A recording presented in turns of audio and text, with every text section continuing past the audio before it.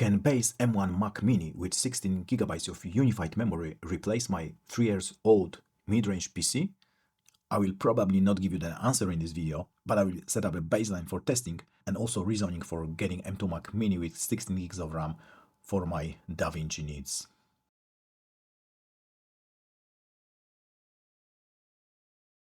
I've just got M2 Mac Mini with the hope it can replace my 3 years old PC. My PC was mid-budget when I bought it in 2020 and the config is Ryzen 7 2700X, 32 GB of RAM, NVIDIA RTX 2070 with 8 GB of VRAM, 500 GB SSD for system and 1 TB of fast NVMe SSD for data. But lately I do not use local storage much because I got 40 TB plus NAS.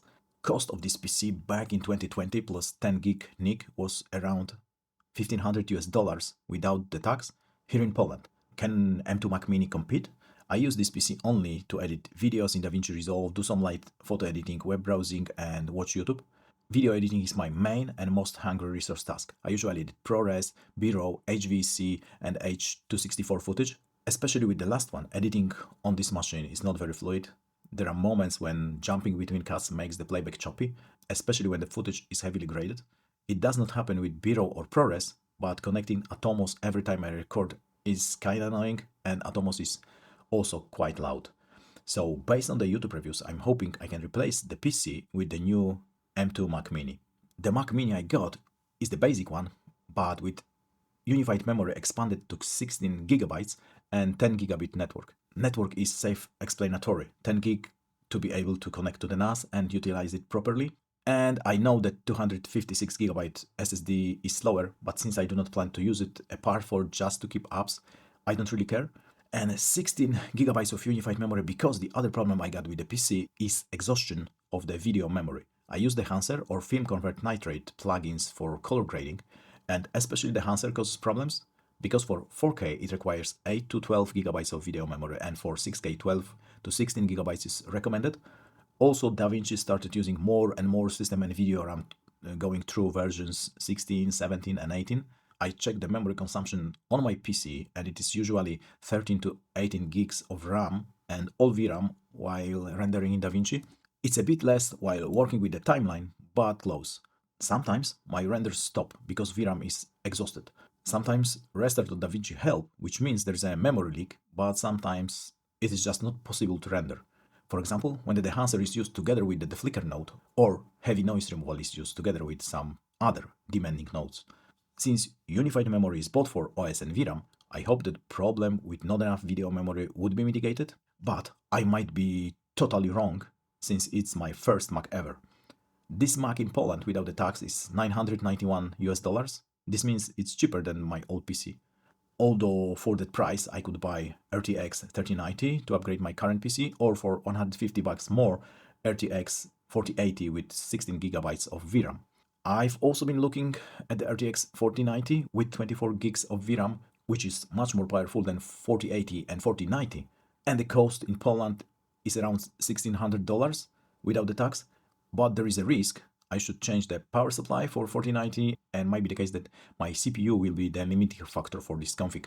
Although it seems that while using Resolve, the CPU is utilized up to 50% maximum. I got some doubts regarding the performance of the M2 Mini, but YouTube reviewers claim 4K timelines are very smooth. My Ryzen 7 Geekbench single core result is just 1124, so it's almost 2 times slower than M2, which is 1965 for the single core. But since M2 got 4 efficiency cores and 4 performance cores, the multi-core score is not just 8 times that, it is 8964, and my Ryzen with its 8 symmetrical cores is 7880. RTX 2070 OpenCL result is above 91,000. For a basic 10-core M2 GPU, it's just 27,500.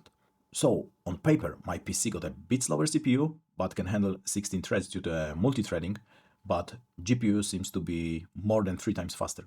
But there is an opinion that the DaVinci is very well optimized for Apple Silicon, although during installation it still needs Rosetta for x86 compatibility, but Google claims it's just for some codecs only. So unfortunately, my gut feeling is that the Mac will be slower, but I also got this internal hope it won't. So for the buy to make any sense, it should be at least a bit faster. And what about the I/O? Is the base Mac enough? I use USB 3 switch for my peripherals because I switch between two computers, so my keyboard, mouse and USB key are connected via this hub. This means I only need one USB Type A port for all my peripherals, but because this hub hangs under the desk, it's hard to connect SSD drives or SD card reader there.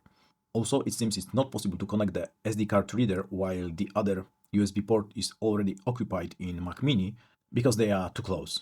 I can use the USB extension cord to be able to do it, or SD card reader can also be connected to the hub via this cable. So it's not a big deal, but the front USB ports of my PC are much more user-friendly. And there are times I edit from SSD directly. If the footage I'm on is not going on my NAS at all, then I do not bother to copy it. And in such case, I need two fast USB ports to be able to connect the drives. Usually it's one, but on occasions it's two if it's a multicam. I also got my Zoom F6 connected to my PC all the time via USB.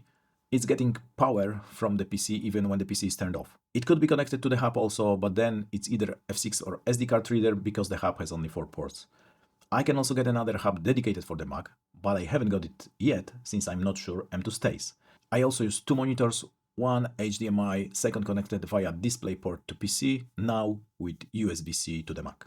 So actually I'm not able to connect all my devices at once, but it's a really rare occasion I need to do it, so it's not a big deal, although the Mac Mini M2 Pro with its 4 Thunderbolt ports will be much better choice in that regard.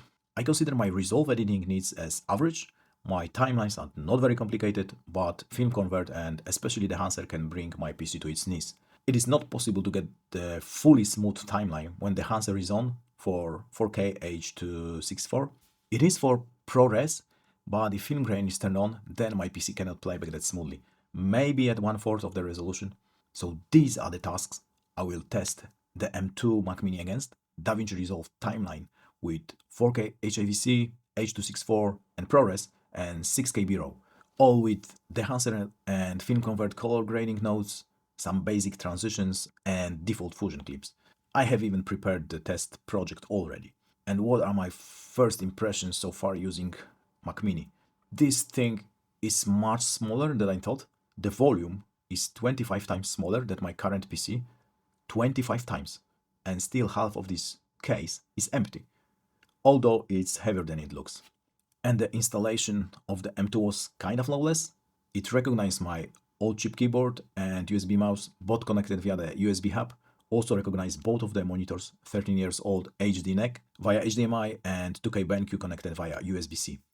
Unfortunately, Razer Synapse software is not working correctly. It does not recognize my Razer Naga mouse with programmable buttons I use for editing in Resolve. Looks like Razer software is at fault. I got the same issue on PC some time ago, but they fixed it with a software update. Definitely my productivity in DaVinci will be impacted. Some things are weird, like a mouse scroll moving in the opposite direction or missing keyboard shortcuts, but I guess it's just the Mac things I'm not used to.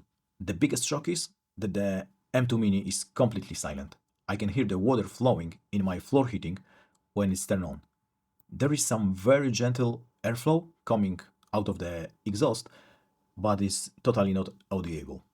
My PC got old silent fans to the degree, but you can definitely hear it when it's turned on, and the noise is picked up during video recording, so Mac wins in that regard. Another shocking discovery is that M2 Mac Mini draws 8 to 18 watts during casual work like internet browsing, YouTube, etc., while the PC draws 60 to 120, so 6 times more. Although core elements of my PC are 12 nanometers technology while M2 is 5, so it's not really a fair comparison, but it's quite important, especially with the current energy prices in Poland and the whole EU. I got solar power, but I cannot cover all the energy demands, so it's better to limit the consumption. So keep the fingers crossed. Let me know in the comments down below if Mac will be faster or slower. Can base M2 Mac Mini with 16GB of unified memory replace my 3-year-old PC or not? I will share my experience for next 10 days, because I just got 14 days to return the Mac if it's not enough for my DaVinci needs. I will edit this video on the Mac Mini to see what will be my experience. This one is recorded in ProRes 42 on Atomos. Cheers, mate!